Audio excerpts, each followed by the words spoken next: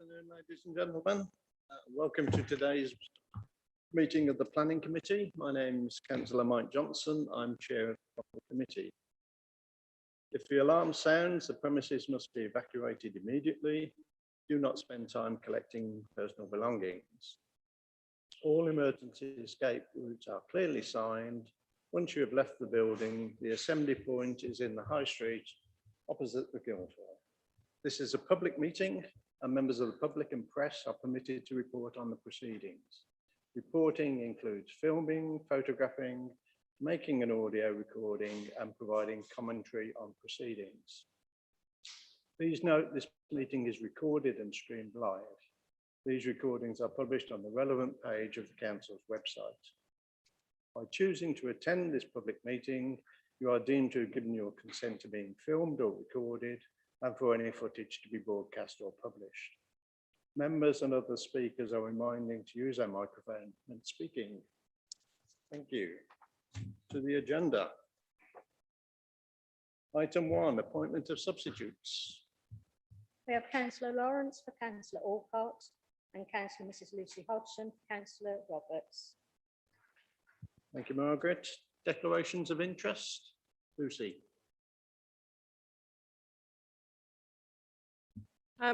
Yes, I have I rather forgot when I substituted that actually I have actually called one of the items in 25 Mabs Orchard. So I will go leave the room in that item. Okay. Thank you.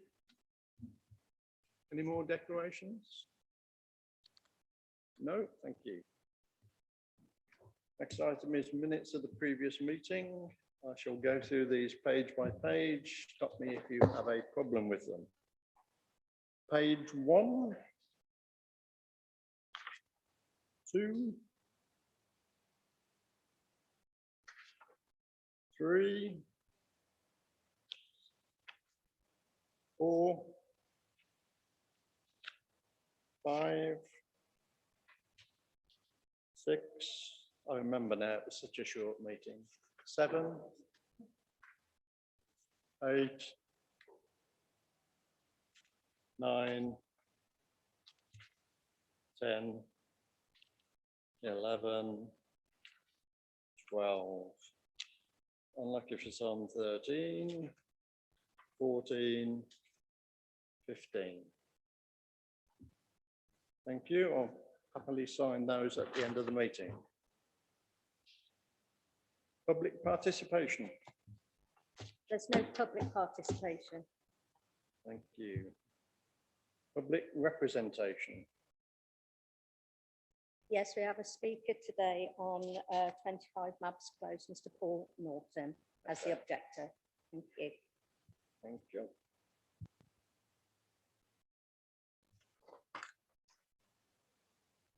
Right, on that basis, should we do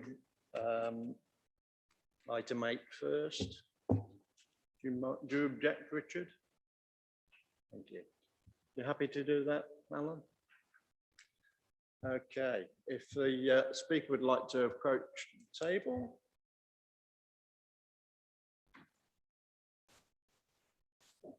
We should have had 2 speakers for this item. Want to take a seat?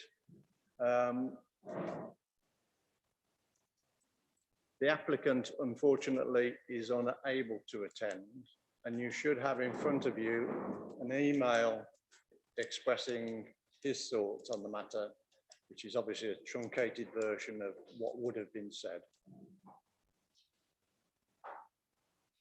Mr. Norton, for your information, Mr. Coleman will present the item. You will then have 5 minutes to address the committee. At 4.5 or 4, George will tell you your time is running out, at which point you need to summarise an exit or stop sign, and then members are able to ask you questions about your objection. Over to you, Mr. Coleman. Thank you, Chair. Hopefully you've got a fully comprehensive report in front of you this afternoon. There was a late paper circulated with this item with regard to objections from Warndon Parish Council, and the officer's response is included in that report, and the appendix with the full response is attached to that late paper report. In terms of this particular application, you will note from the report that the Planning Committee has previously granted an extension to this property back in January 2019. And if I could refer members to paragraph 3.4 of your report on page 31, the only difference between that scheme and the one in front of you this afternoon is illustrated at paragraph 3.4 for you. So rather than the extension including the new roof to the existing garage, the applicant wishes to retain the existing garage, and rather than having a protruding window at first floor on the elevation facing the driveway, the applicant wishes to keep a flush window on that driveway. So in all other respects, the application is exactly as it was previously approved by this planning committee. There's been no change in site or policy circumstances in the meantime, but before I make the recommendation, we can go through the presentation just to remind members of what we're actually looking at. So if we can perhaps just go through the slideshow. So there's the site outlined in red and the existing block plan. And you can see the double garage that's referred to on the block plan on the right-hand side of the scheme, which is currently detached from the host property. And the next set of slides, if we could, so there's the house and the garage that's referred to. And it is on that elevation of the proposed extension that we'll come to, where there was the proposed protruding window, and the existing roof of that garage was proposed to be replaced, but they are now seeking just to retain that existing garage. And if we can keep just scrolling through, please. So that's the rear elevation looking with the driveway to the right-hand side. Next slide, please.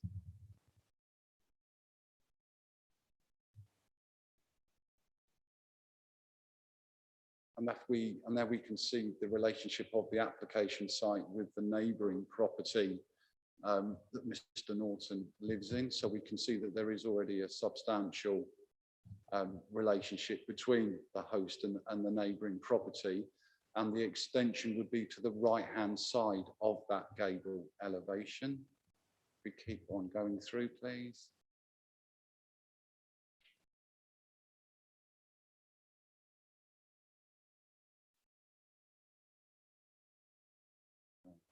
So if we go back a slide, please, this is the proposed block plan so that you can see where the two-storey extension is going to be going that would link up with the detached garage. And if we go to the next slide, please. So that's the existing ground floor arrangements.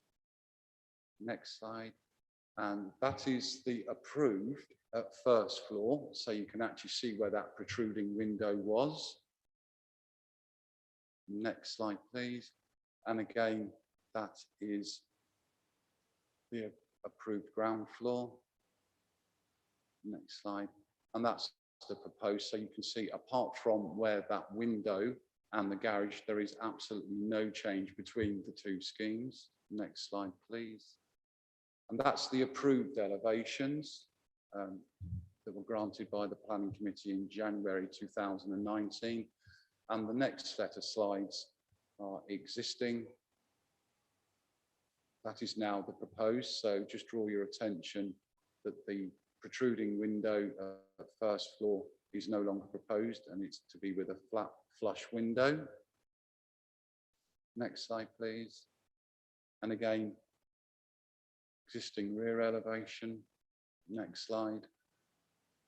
So you can see where the extension is proposed and as approved, but this time it was with the existing garage roof retained. Next slide, please. And again, from the front elevation, as proposed with the existing garage roof retained. And again, this is the side view adjacent to the neighbouring property. So you will actually have no change other than the existing roof retained from that point of view. And next slide, please.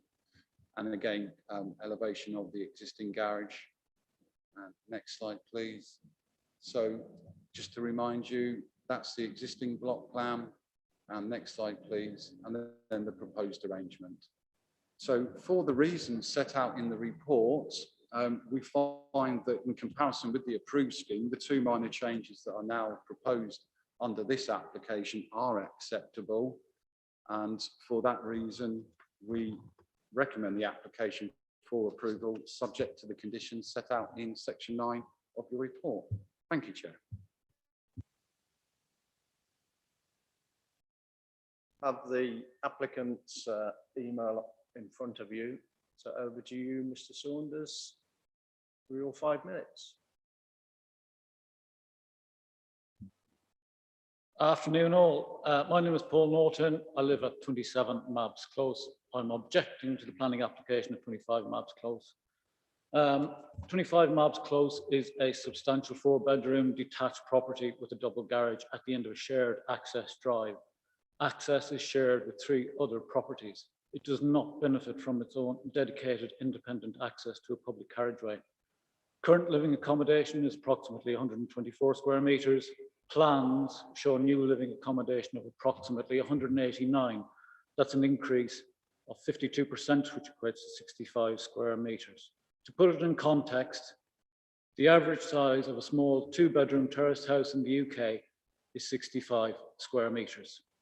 It must be one of the biggest increases in square metres terms to a property in Warrington Villages. And yet it doesn't have its own separate independent access.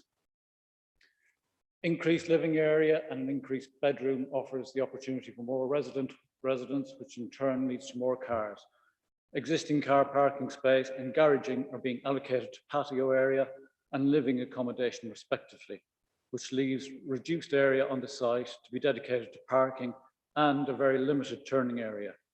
If there are 2 or more cars on site, then visitors, van deliveries, and even residents will be forced to reverse onto the shared access drive past 2 or 3 other properties. This creates a hazardous situation compounded by the gradient of the drive and the open nature of the estate, particularly hazardous to children. I'm objecting on the grounds of overdevelopment of the site and causing a dangerous situation with regards to reversing of the property. The position of the new doorway to the east side of the property could not be worse from our point of view, being perpendicular to and roughly in line with the back wall of our property. It's in close proximity to our existing patio doors, about 2.5 metres, and just across the fence, about 1.2 metres from an existing patio area. The problem is accentuated by the difference in ground levels between the 2 properties, with number 25 being about 60 centimetres higher at ground level than our property at number 27.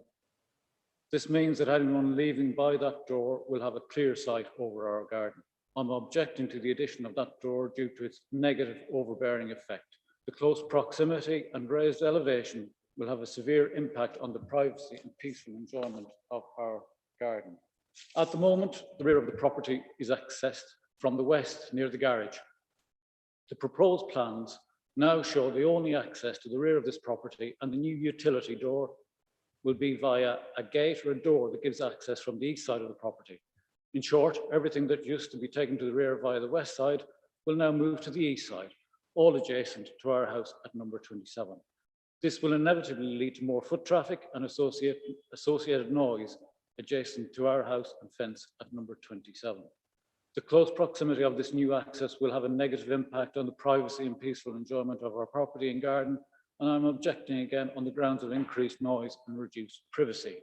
Under SWDP 21 design, I quote the following extracts: neighbouring amenity development should provide an adequate level of privacy, outlook, sunlight, daylight, and should not be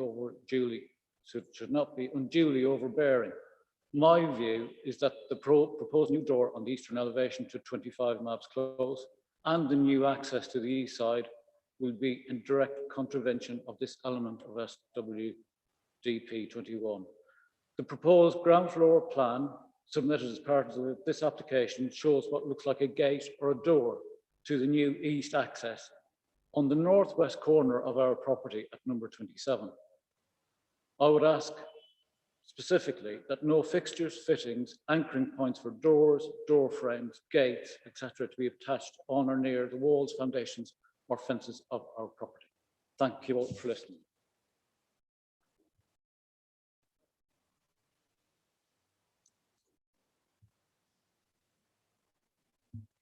Thank you, Mr. Walton, for coming here today.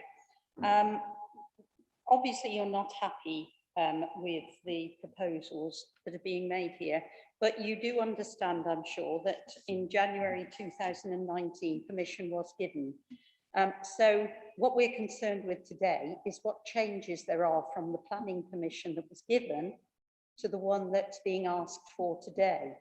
And from the report on page 31, 3.4, it does say the current application differs from the previously approved plans by retaining the existing pitched tiled garaged roof and by replacing the approved window overhanging the driveway with a standard window flush to the existing wall. No other changes are proposed to the originally approved scheme as shown below. So what we're here today is to decide whether those differences exist by retaining the existing pitch tiled garage roof and by replacing the approved window overhanging with a flush window, whether those are not acceptable. So could you actually make comment just on those two parts of the application? Because you've made a lot of comments today which would have been considered in the original application, and the original application was approved. So those are the only two matters that we're considering today. So could you address those two, please, and say why you are so against those particular changes? From the point of view of those two changes, because they're on the western side or the other side of the property from our property, they make little or no difference to our property. So those are the two changes that we're considering today as to whether we approve or don't approve, because the actual original application has already been approved, and so there does exist permission for the applicant to make the changes that have been previously approved. So those are the only two things that we are considering today, and you've just said that they make no difference to the application or make very little difference. Is that right? That's correct. The things that make a difference from my point of view are what I've just mentioned: the reversing out of the property, the difficulty with access, the new door to the eastern side.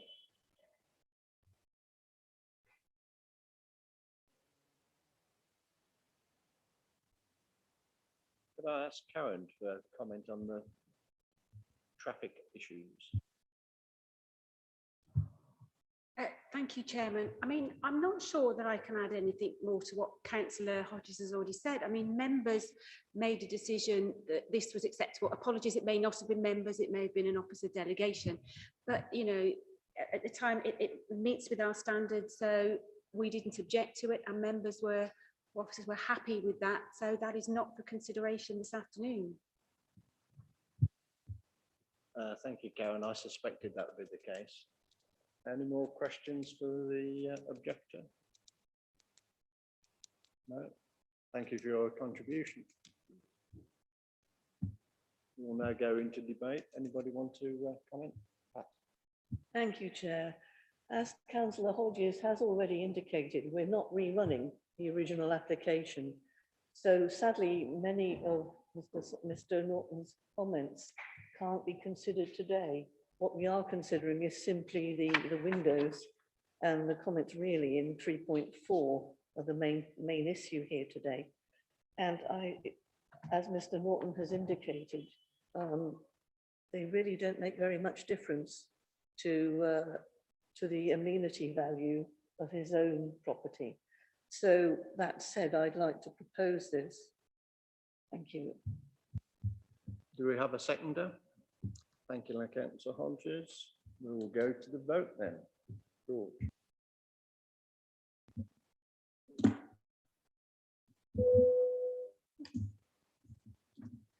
Thank you, Chair. Through you, if I could ask,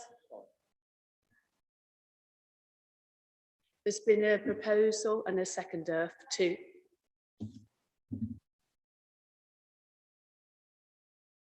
Already done. Okay, right.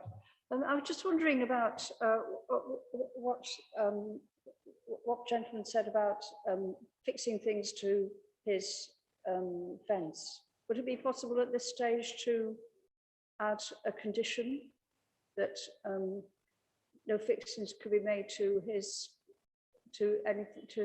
fence to enable to? I mean, it's a small thing, but it might help slightly.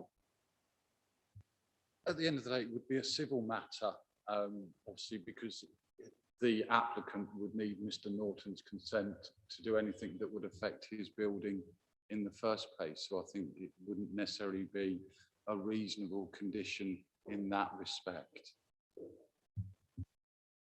Thank you.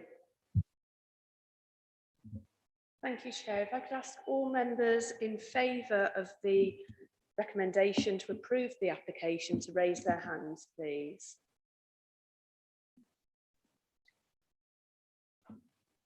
And all those against, please.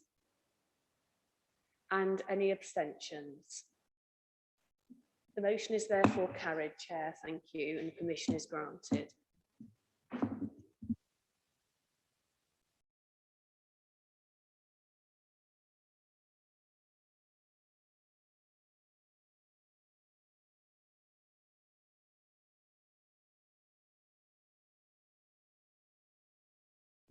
We'll just wait and recover Councillor Hodgson.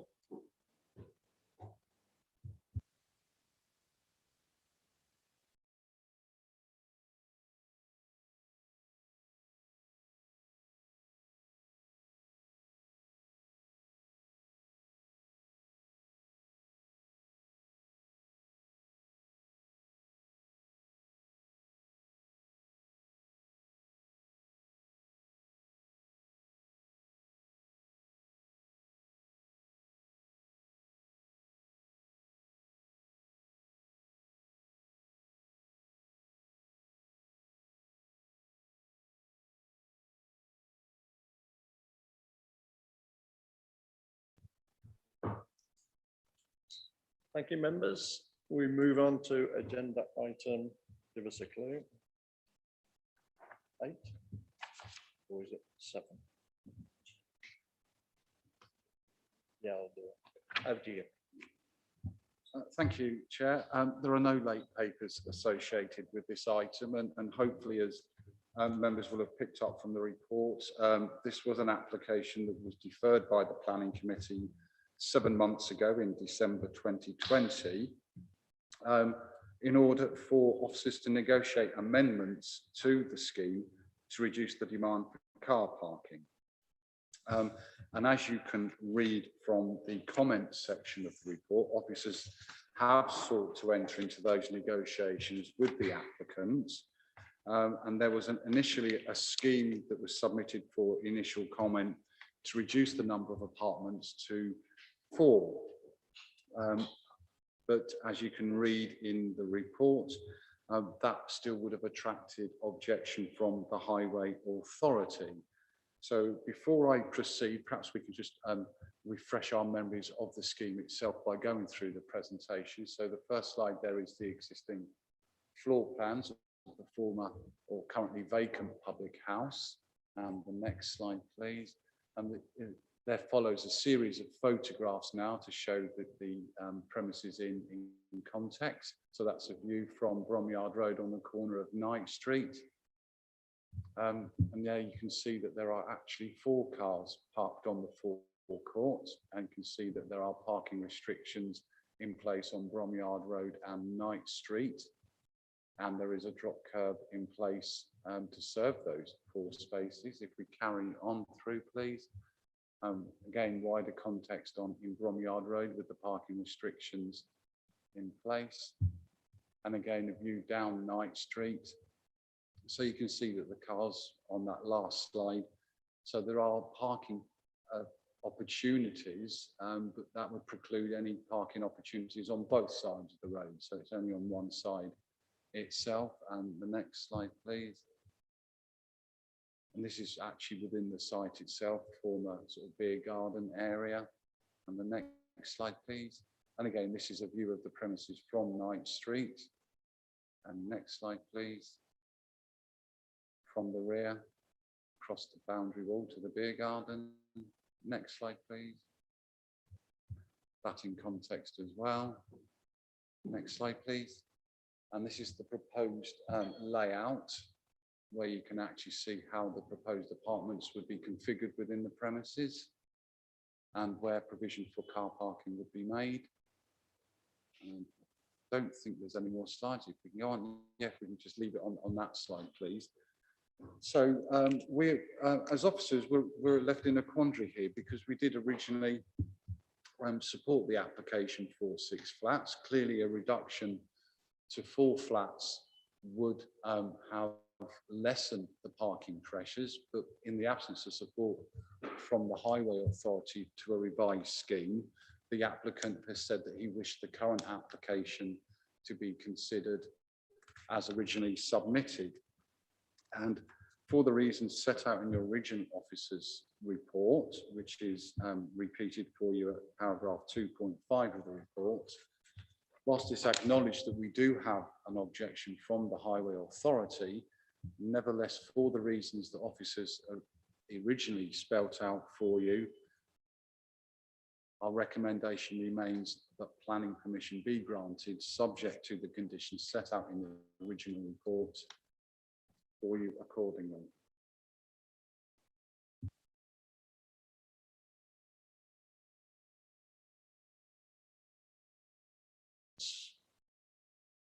Richard, over to you.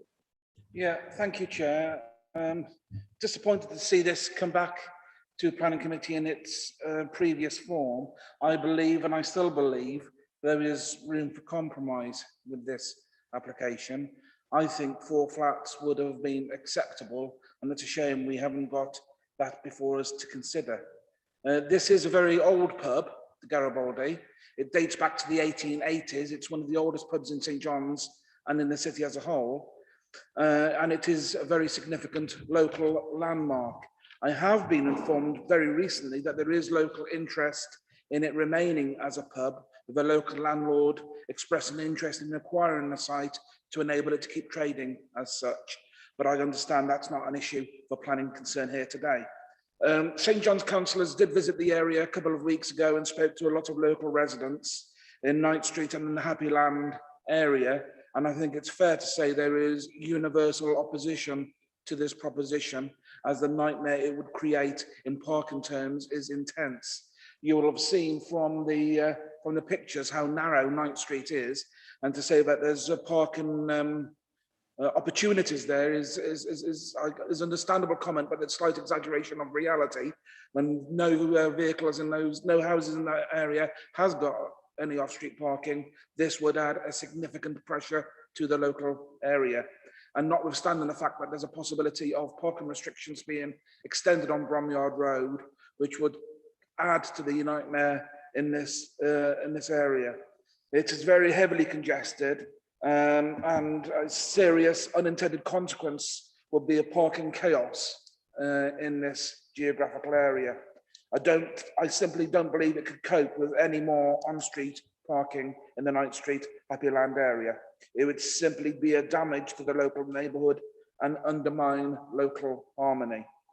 It's also, I believe, an extreme over development of the site. This is a residential area which is not used to that kind of overdevelopment, and I consider this to be too much in an area which is too small. I would ask you to refuse this application.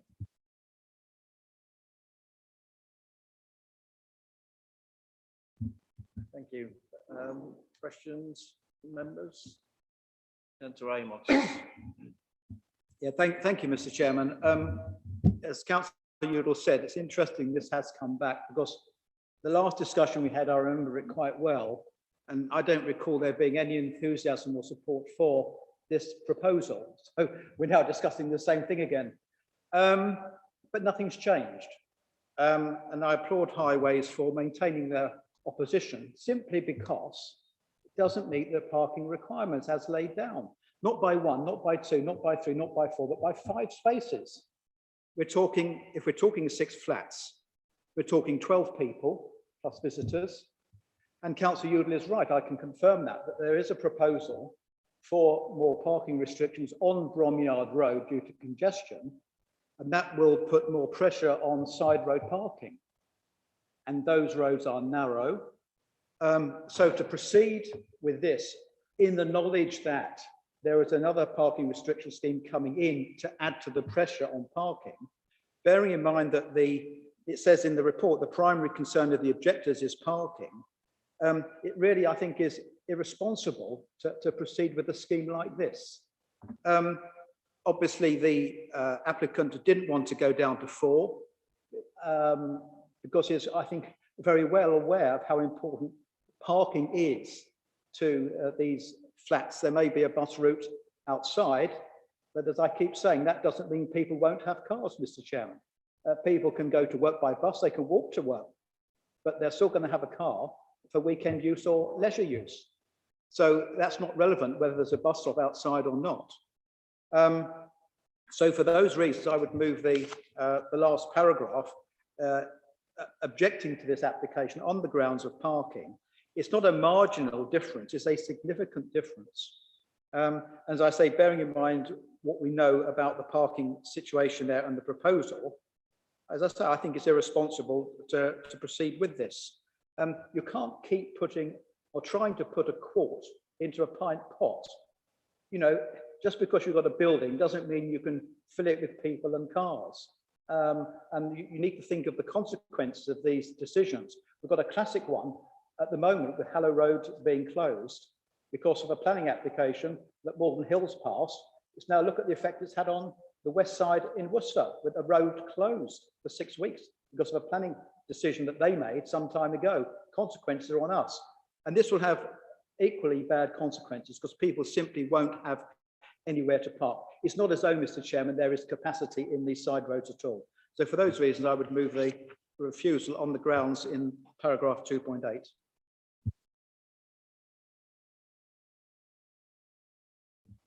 Thank you, Chair. I appreciate Councillor Amos's concerns here. He does have a responsibility towards highways in any case, and clearly he must uphold that. It's disappointing, I think, that there are there are 6 flats when 4 might have been a bit better.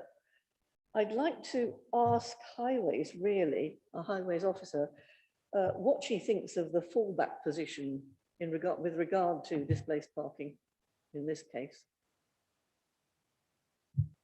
Thank you, Chairman. Yeah, I mean, obviously, this is a difficult one, and we do accept that this is a sustainable location.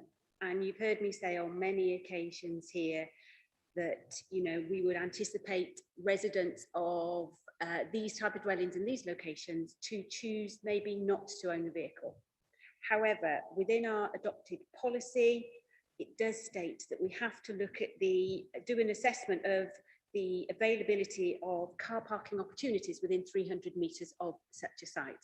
Now, in this instance, as you've already heard from Councillor Udall and from Councillor Amos, the surrounding streets, they are narrow, and where they don't already have parking restrictions, then they do suffer from significant congestion associated with parked cars. As you've also heard from both councillors, there is also a proposal. We are about to, I believe it's on the 9th of September, introduce further parking restrictions in the form of a single yellow line on Bromyard Road, very close to this site, which will further reduce the ability for vehicles to park.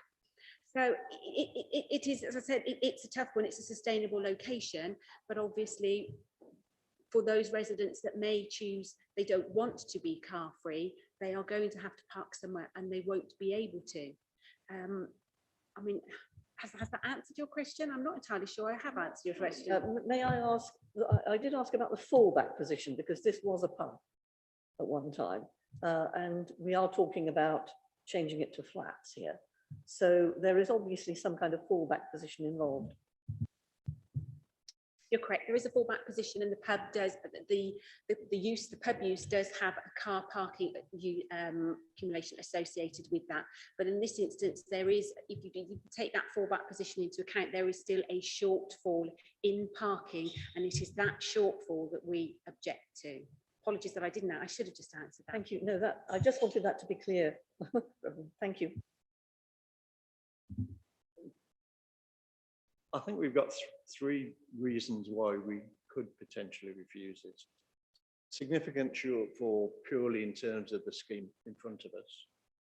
Knowledge of the existing congestion of the existing roadways. And finally, the potential for further changes in the near future. And on that basis, I would welcome a proposal that we would reject the scheme as delivered. Thank you, Chair.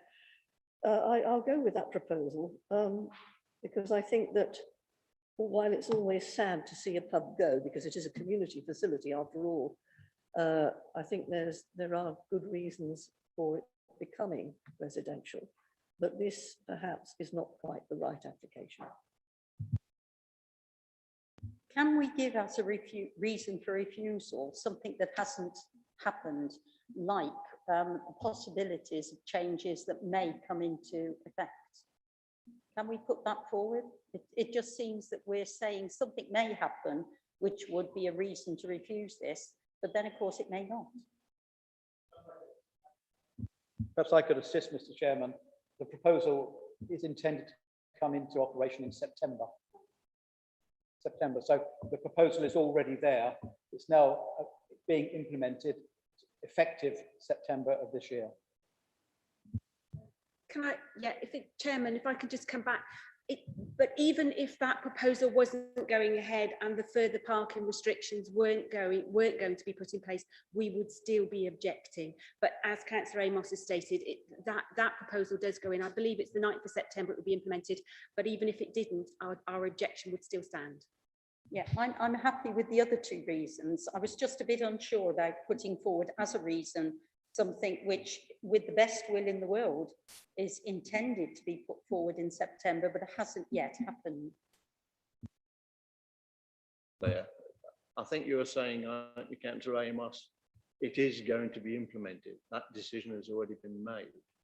It's purely a matter of timing. So if we heard this case in another month's time, it would be That's correct, Mr. Chairman. And the reason I put it forward was to, in moving refusal of it, that would be one of our reasons, because by the time any appeal took place, that would already have been implemented. And it's, just for the sake of a few weeks, we always make decisions on the basis of something's going to be put a condition on, that something may or may not happen. So, I mean, I can't quite see the aversion to doing something that is definitely, in this case, definitely going to happen in September. Can't be any more definite than that. Yeah. Alan? I could amend that reason for refusal if members wanted to include that. You could something like proposed development by reason of being adequate on-site parking provision would result in on-street parking.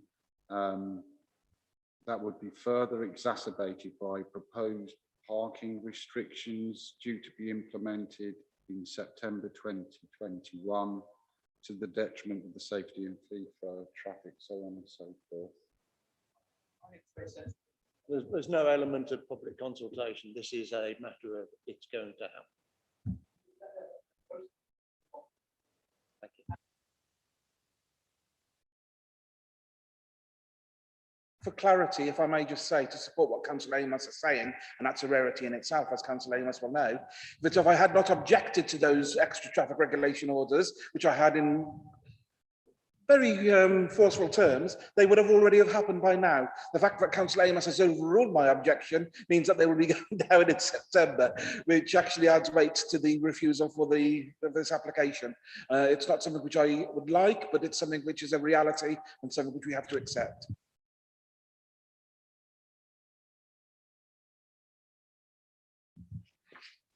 As a resident further on towards town on Bromyard Road, who wasn't aware that the yellows were coming in, thank you.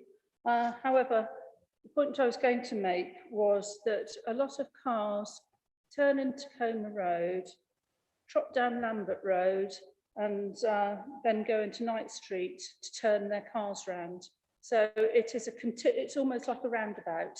Unofficial one, but it is used in those terms and it is very busy. So I think it's very difficult to get around, especially if there's something slightly wider than usual coming the other way. Sometimes they have to end up going back onto Bromyard Road to allow traffic through. So it is a really tricky area, and I completely agree that there's just no room, and with these new proposals and the number of HMOs that are, even if they're not growing in number, they seem to be filling with people who have more cars. That's going to get worse. Councillor Stephen. I was just going to say, I don't really know why we're spending so much time talking about potential changes to traffic regulations, because there's already not enough parking for this place now. So I don't see that it makes any difference whether the parking regulations come in September or not. There's still not enough spaces now. So we stand with a proposal from Councillor Amos, Councillor Gars, with the words penned by Mr. Coleman. So the proposal is that we refuse this application for the grounds that Mr. Coleman's explained. All those in favour?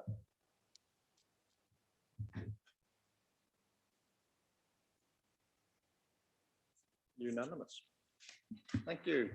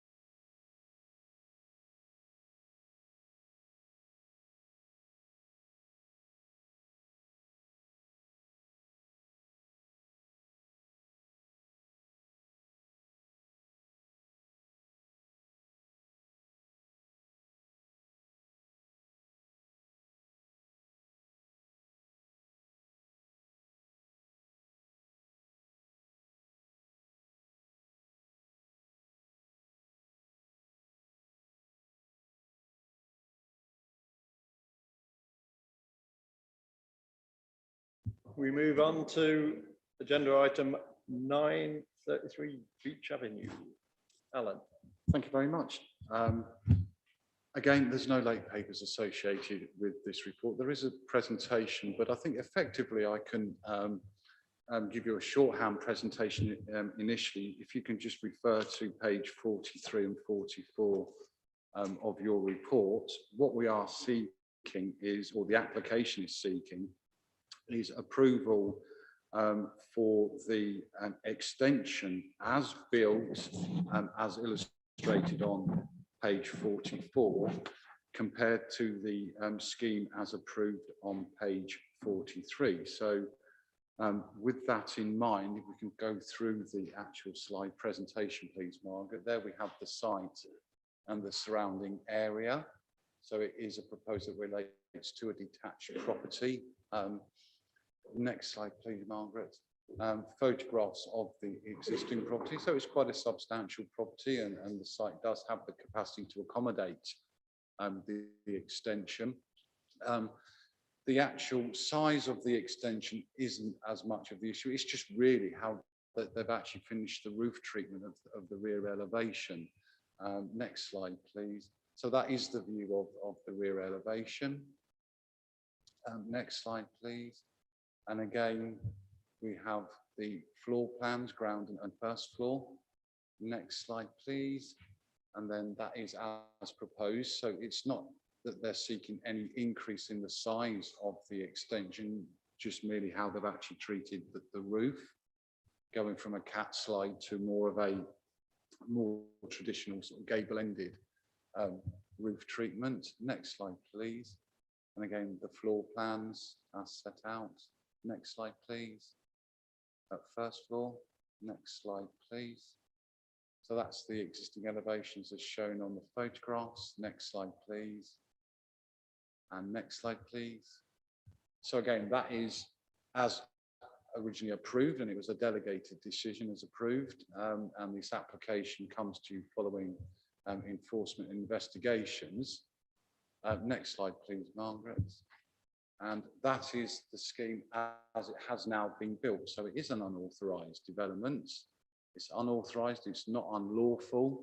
And what the applicant is seeking is consent to retain the extension as built rather than as approved. So the actual assessment is based on whether this would have a more harmful, or would it have a harmful impact, both in terms of design and appearance compared with the approved scheme, and would it have a greater or a harmful impact on neighbouring residents' amenities. Your officer's assessment is that in the first instance, in terms of design and appearance, we think there is actually an improvement in the way that it has been built compared to as approved, and also it would not result in any harm to neighbouring residents' amenities in terms of it having an over-dominant or overbearing impact. And so for those reasons, we are recommending this application be granted planning permission, subject to the conditions set out in section 9 of the report. Thank you, Chair. Thank you for that. Could you just confirm that apart from these changes, everything, all the other conditions on the original application were satisfied? Yes, that is correct. That's why I think it's useful to actually have those two comparison drawings for you. Thank you. Members, questions, comments? Councillor Amos. Thank you, Mr. Chairman. Just a simple question. In the discussions officers have had with the applicant, do we know why they thought it was okay to build something at least visually different? And why have they built it? I mean, what is the advantage to them as to the original permission for which this was given? So there's two questions. Why did they think something so visually different was acceptable without planning permission? And why do they want this in the first place? Because I can't see the benefit, and therefore I'm naturally suspicious. I don't simply have the answer to that question. All I have is the application that's put in front of you. It has been brought to us because clearly there is a breach of planning control compared with the approved scheme. I could only hazard a guess, and I wouldn't necessarily want to do that, but the applicants perhaps feel it is more aesthetically pleasing and actually results in a better form of development for them. Thank you, Mr. Chairman. Mr. Coleman has confirmed why I'm wise to remain suspicious, but I'll say no more. Thank you. Thank you. I think with this application, I found paragraph 7.9 quite helpful because it does state that while neighbours may be frustrated, and we actually sympathise with that to a large degree, we don't actually have a planning reason to refuse a retrospective application. You would need a secure planning reason, and there really isn't one. So that said, I think I'd like to propose this application for approval.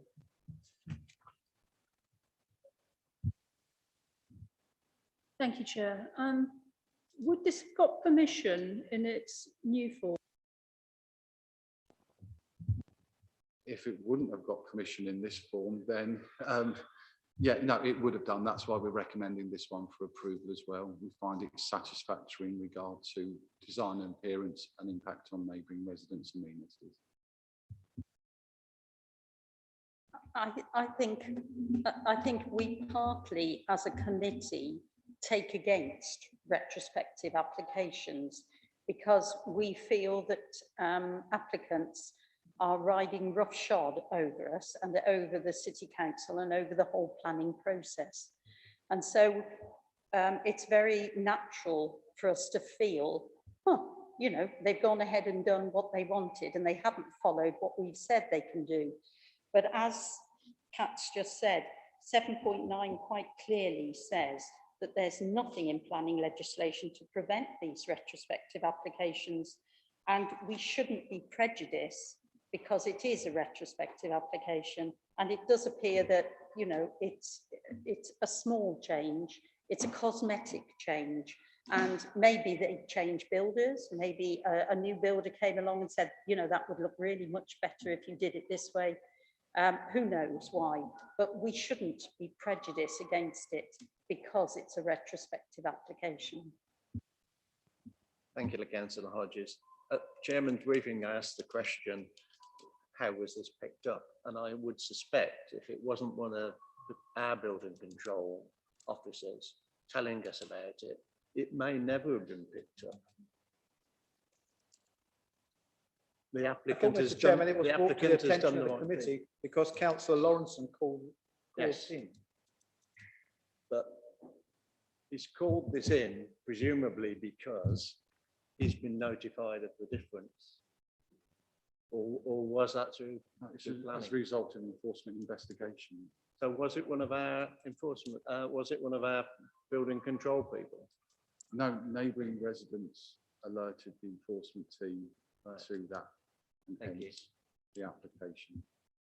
But going back to Councillor Hodges' point of view, you're right. I mean, yeah, we cannot 100% stop people varying from what's been approved.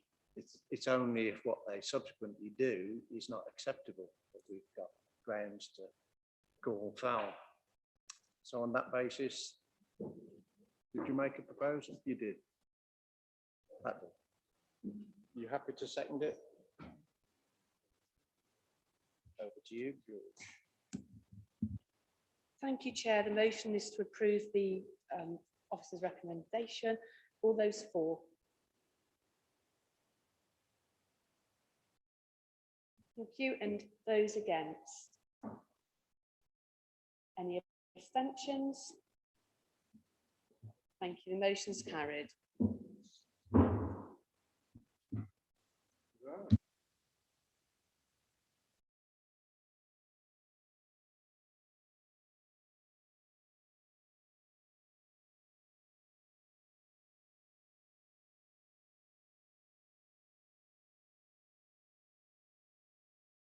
My apologies, we just need to go back. I managed to skip the conservation advisory notes of their meetings.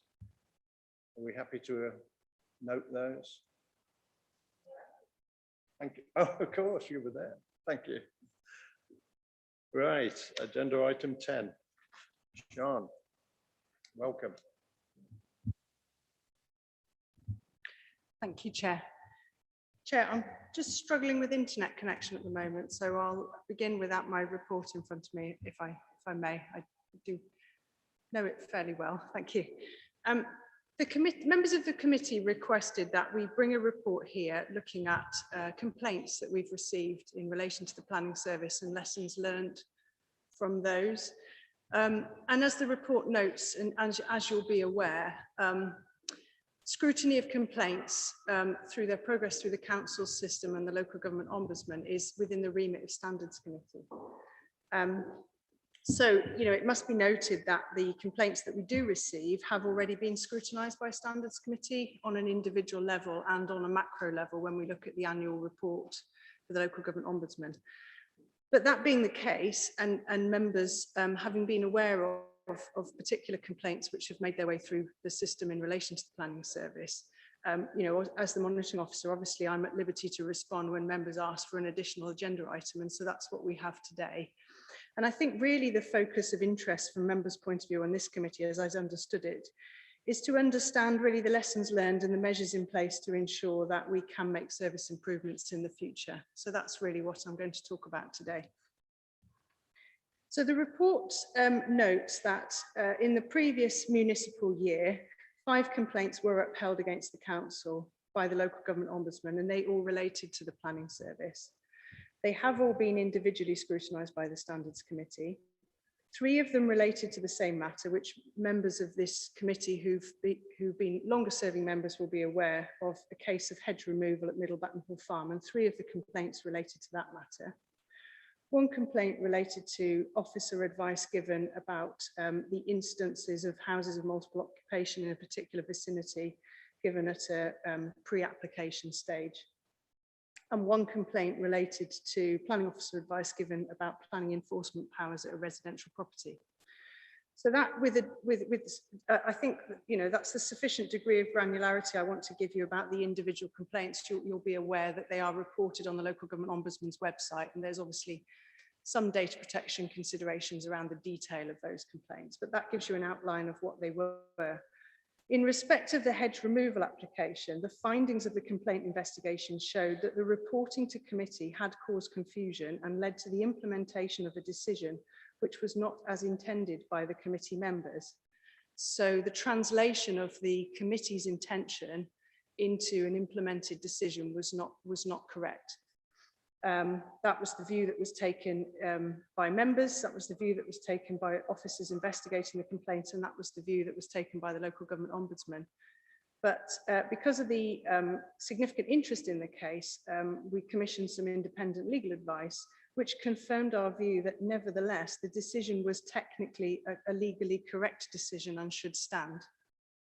And therefore, this complaint outcome is really about customer expectations, customers being planning applicants, residents, and members of the committee, and clarity of communications. That's really what the focus of that was.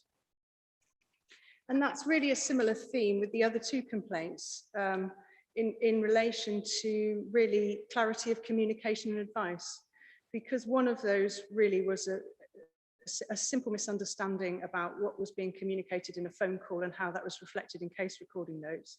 And the other was more significant really, and it did give rise to a claim for compensation and related to placing reliance on some statements which were just factually incorrect.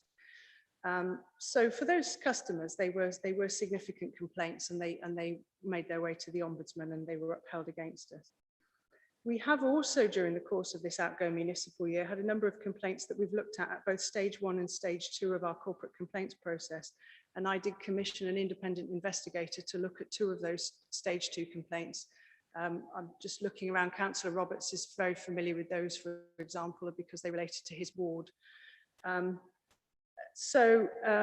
know, although there were only 5 that wended their way to the ombudsman, there were others that were getting our attention at stage 1 and stage 2. And we did in those instances, in most cases, accept a degree of responsibility for administrative failures, which had caused the complainants to have their expectations not met or be dissatisfied in their understanding of potential outcomes and timescales. So, you know, it has to be said that whilst in none of those cases we concluded that a different course of action would have made a material difference in planning terms, customer service expectations weren't met, and they must be viewed as important as planning outcomes. So in terms of lessons learned, there are some common themes arising from these, and I've summarised what they are at 4.1, which is a distillation really of ombudsman recommendations on our own findings at stage 2. Ensuring advice provided is accurate and fully documented on case files, ensuring customer expectations as regard timescales and level of service are clearly communicated and adhered to, checking for administrative errors in the processing of large volumes of similar information. In report writing, ensuring that advice on complex issues is clearly expressed, informed with appropriate expertise, but communicated concisely and articulated as such at committee meetings so that everybody understands clearly what's being asked. In the record of and implementation of decisions, ensuring these fully adhere to the approved policy position. So those really is my summary of the lessons learned. And again, I think members, you will be aware that now we have the opportunity with a fresh pair of eyes to put some improvements in place And Sim and I are working closely together to review a number of processes and policies to support the work of the team, because it's a busy service and they do have to make a lot of complex judgments. They do have to process large volumes of expectations. They do have to deal with a lot of external and internal customers. And in planning terms, they can't make everybody happy all of the time. So they do have a lot of relationships to manage there, and we need to make sure that the processes and ways of working support them to do that as best they can. And then separately, I also wanted to note that I've commissioned training recently from the local government ombudsman on complaints handling across the council. And that training has been offered to all managers at team leader level and above. And the local government ombudsman trainer who came to deliver training for us recently on Zoom noted that as a council, we have a relatively low number of upheld complaints of maladministration. And she also noted that planning around the country is a high traffic area as regards complaints. And I suppose you will be, unsurprised to hear that. But she did re-emphasize the point, which, as I say, senior management here absolutely sign up to, that customer services outcomes are just as important as planning policy outcomes. And I think that the work that we want to do to learn from our lessons is to make sure that we're really clear about our customer service standards and our processes, our timescales, and our methods of working, really, to support the team and to support better outcomes. So I'm happy to take any questions, Chair.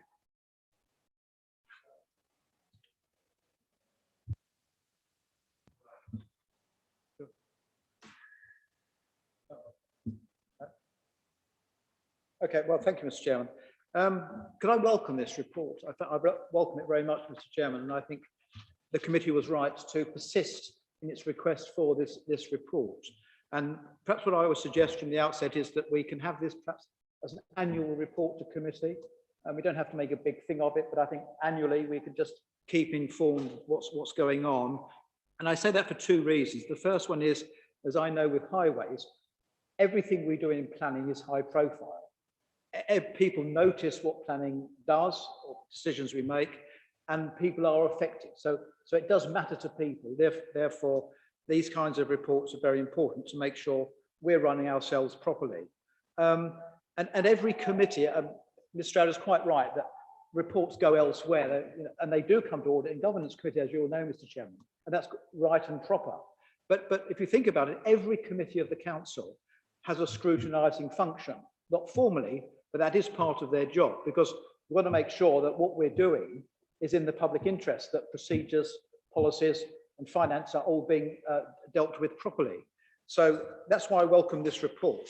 I think it's also helpful to have paragraph 4.1, where it says the Deputy Director Governance and the Interim Head of Planning are currently reviewing a number of processes and policies and will be bringing forward service improvements which address directly the issues identified above. So you see, Mr. Chairman, that's the good that has come out of this report. Procedures are now being looked at, and when it says the committee will be kept informed, by that I'm assuming, and perhaps you will confirm, that a report will come back to this committee with that information. We shouldn't have to ask for it for 3 times in a row and eventually get it. So if we can sort of build that into the system, as though this is part of the process of our work.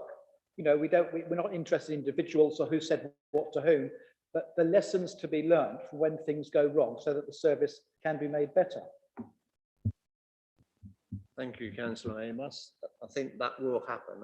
I've got a supplementary question in terms of how do we compare to other planning committees, I guess? Is that an unfair question to ask? Because I've got no context to say, is this a good result, a bad result, a fair result? I think Sim and I will do this in 2 parts across the table. What I would start by saying is that the beauty of our committee system is that a lot of people receive a lot of information. So the PED committee receive a performance report which contains performance information about this, turnaround times on processing application, outcomes on applications, and so on. The Policy and Resources Committee and the Standards Committee receive reports about complaints. So it's rather, the the benefit and drawback of our system, that the information you're asking is going to different sources. Absolutely, I agree with you that we can bring something annually in relation to processes and improvements. We can bring those to you, and we should do that and let you know what we're doing, obviously what we're implementing, which effectively there will be officer level changes. If there are any policies, clearly they will come to committee for review. How we benchmark against others, it's important we measure the right things. So it's important that the information that you receive and that the PED committee receive is really meaningful. So there are some benchmarks we can apply. I've put something anecdotal in. The local government ombudsman makes an observation every year in their annual report. They make an observation about how they feel we're doing against other councils. But you only have to have one or two really bad complaints to shine a light on something that you want to change. So it won't always be reflected in bulk numbers. And having that degree of granularity, I think sometimes, and we talk in closed session at Standards Committee about individual complaints, and I think that that's important that we do that and carry on doing that. And I think that Sim wants to have a look again about some of our performance data reporting, don't you, and make sure that we are tracking and we can be benchmarked against other councils in terms of turnaround times, not so much complaints. Yes, thank you, Chair. That's entirely correct. We are looking at other performance indicators that we could report. They are actually ones that are measured against other authorities in terms of tables performance. So where we appear on a list of authorities, are we high up the list or we're down on the list? Those things we can certainly bring forward and look at. One of the things I would also like to say is that planning officers and enforcement officers work incredibly hard. You've got very dedicated officers who work exceptionally hard, and our performance figures, which are reported to PED, actually show that they're actually quite high performing. So one of the things I would think is actually quite a good thing. It's not just bringing forward complaint reports on an annual basis, but I think also bringing forward reports that show just how good we are, because it is important to understand that we only see a very small proportion of applications that come in through the authority coming to committee. The vast majority of applications never come anywhere close to planning committee and are determined, in time, either within the determination period or with extensions of time. But we do actually put through an awful lot of applications, and they are a vast majority of the cases they're actually going through within the designated time period. So I think it's important not just to bring forward the stuff where we're going wrong, the complaints, but also, praise and show how well we're actually doing. Because I think that's important for everyone to see, including and probably most importantly the officers. Angela Hodgson. I certainly would like to compliment the compliments, and I do hope that we certainly through PED, I think we report them, but I think also through here as well, because I think that is a real, it's a real benefit. Thank you. Yes, I mean, considering the volume of applications that we receive, this is not what I would call a bad report in a sense. That said, it has some important points to make. I remember, and I think those of us who were at the meeting where the hedges issue was considered will remember vividly how badly we struggled with that particular one. In fairness, it was the first one we've had come to committee. And in fairness to our officers, it was very unusual to have an application like that. I think we've learned quite a lot from that one over time. So hopefully we won't struggle as much with the next one that comes to us. Also, though, of course, we talk quite a lot here about the ombudsman and the training and so forth, very valuable training that's happened since then. But also a couple of years back, we had an LGA review of our processes across the council, which was equally valuable. So I think what this illustrates to me as much as anything is that we continue to try and improve, but that we must also be aware that we expect a great deal of our officers, and their caseloads can often be extremely heavy. And we must keep an eye on that at all levels. So I think that's taught us something that, If you shout help, officers, you know, we need to listen, but please do shout help if it gets to that point. Thank you. Thank you, Pat. I mean, the other comment I'd make, and I don't know what the numbers look like, but I assume, perhaps wrongly, that over time, the number of planning apps will diminish, presumably, because there's not a lot left to build within the city. But that's not what is happening, isn't it? In fact, actually, it's since I think January we've been looking at the figures. I think our actual planning applications are 23% up above this time last year, and they have across the country seen a sharp increase in the numbers being received. So that's something obviously I've been looking at and will be looking at in terms of making sure that we're adequately resourced and making sure that we're also dealing with the heavy caseloads that come out of that. That would suggest to me this is an impact of COVID. Are more people doing more things to their houses rather than moving on? I don't know. It's been reported in the press. I think there's a number of different theories, but I think it's a combination of accelerated housing market through some of the tax benefits and also because people are working from home and basically want to improve their property. For whatever reason, we just have an increase and it is quite significant. So we do need to make sure we manage that moving forward. Any more questions before we move on? Are we happy to note the report? Thank you.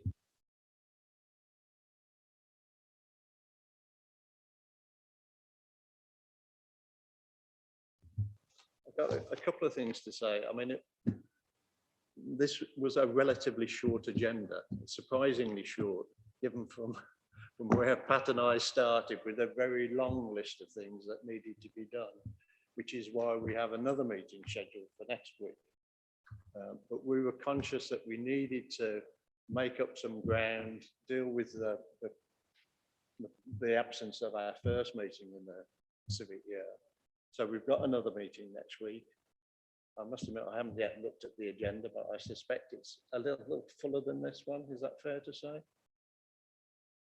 I think you have similar number, but perhaps more complex. So you've ostensibly dealt with 2 householders and a change of view. There'll be a couple more majors on the next agenda.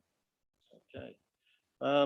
So my apologies, but this is so short, and we're all going to have to come back in a week's time, but we need to get rid of that backlog and try and get back onto an even keel. Is there anybody else with any other business to deal with? No. Oh. Thank you, Chair. I'd just like to raise the subject of retrospective planning applications, especially in light of the application we looked at earlier on, 33 Beach Avenue.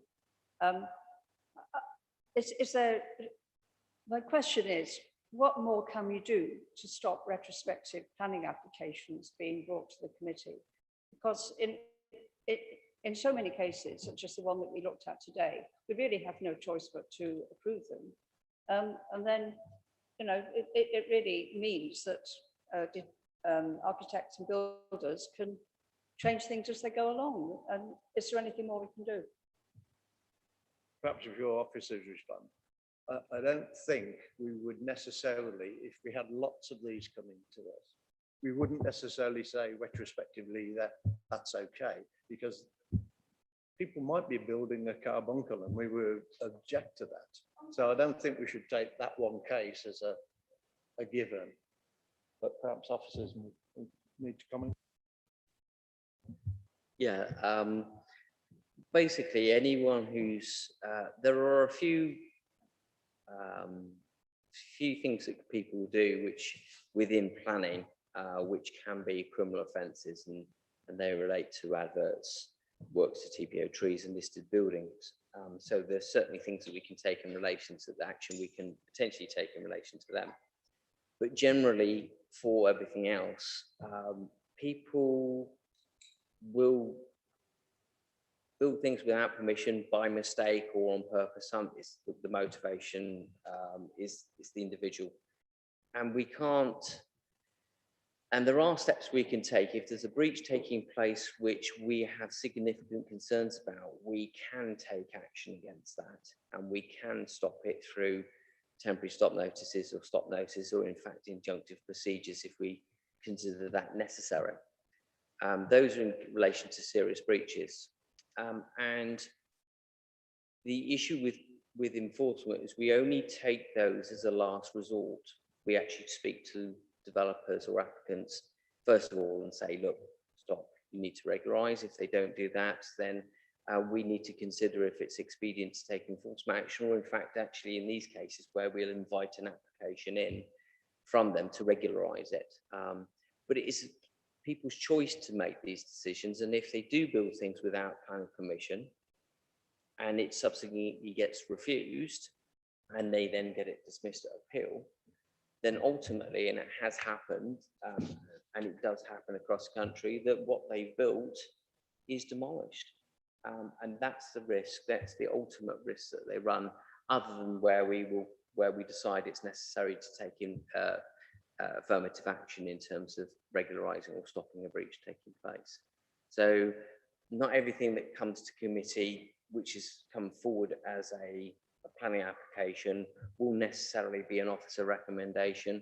The chances are, if it comes forward and we don't like it, we refuse it, which means that it wouldn't come to planning committee anyway. So the ones you're seeing are quite a snapshot of ones which come in, which are retrospective.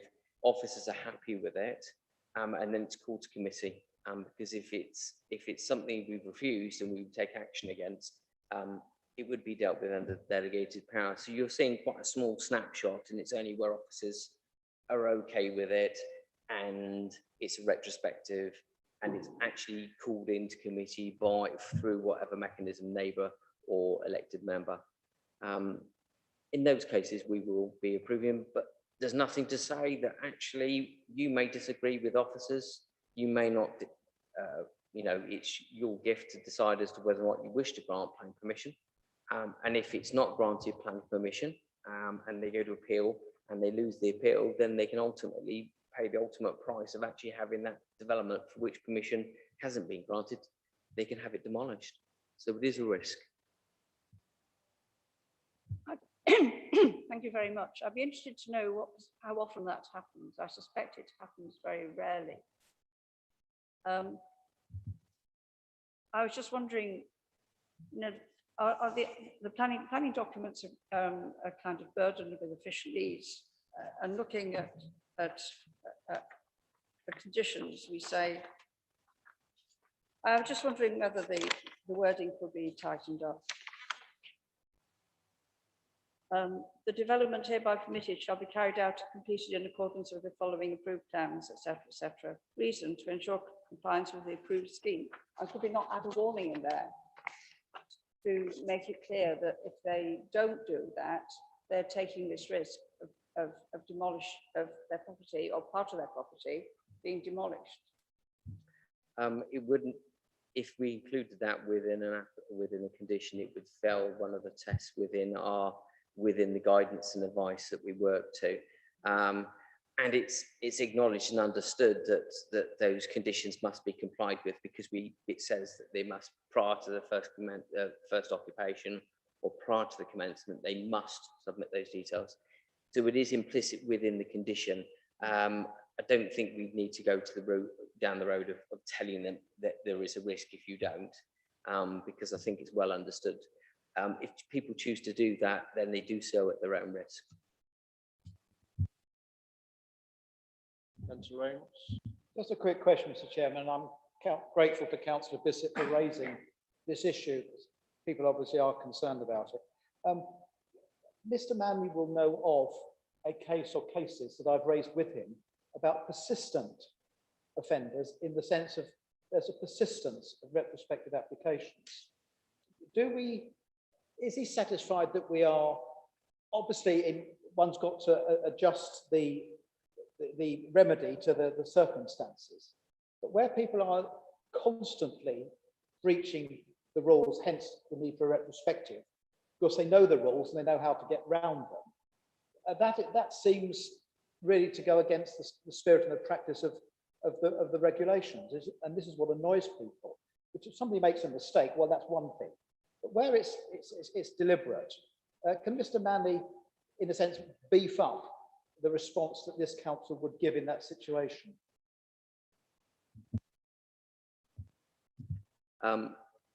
We won't mention the cases you're referring to, but it is recognised that alleged breaches are taking place, and I have to say alleged breaches, or there's been cessation. That does happen, but the issue you have is that every time a breach comes in, you're assessing it as a new breach. If it's a different type of breach, if it's an application, or if it's a breach that's taking place and gone through enforcement action, and then there's a persistent breach pursuant to that, we would be looking at, and where that had been dismissed at appeal, we would be certainly looking at, or we would be investigating the expediency of taking things like injunctive procedures against stopping people. But that would be a long way down the route from particularly where we are in relation to that. So persistent breaches where it's already been determined that it's unacceptable, there is action that we can take through the legal process to stop them doing it effectively. But enforcement action is actually when we take formal enforcement action, it's the last resort, and that's what it says within the legislation. So we should always try and get a negotiated approach and try and stop the breach taking place through negotiation. And you know, in relation to the cases such as this, the breaches do stop. It's just that there is an alleged breach of a different type taking place. So it's something we just have to manage. It's frustrating for everyone. But obviously it's just one of those things. I'm afraid it's something that we have to manage. But in terms of persistent breaches where we've already gone through the appeal process, then we could take action against them. And I always say could because it's investigating the expediency of taking action, and we may not deem it necessary or appropriate to take action. But as I say, enforcement action is always the last resort.